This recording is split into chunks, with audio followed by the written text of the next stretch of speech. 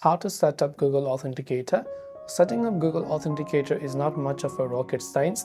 If you're using the Authenticator app for the first time, you can launch the Google Authenticator app and select your Google account to sign in.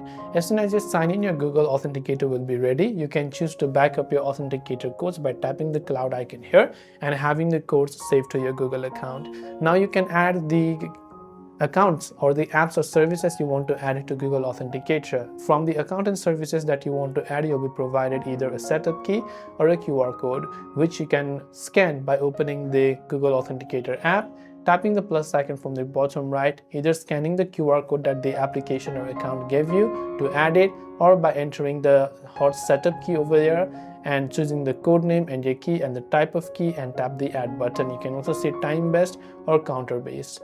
So I hope this video helped you as to how you can set up Google Authenticator. If you have got any further questions, do feel free to leave them down below. Thanks for watching and see you soon in the next video.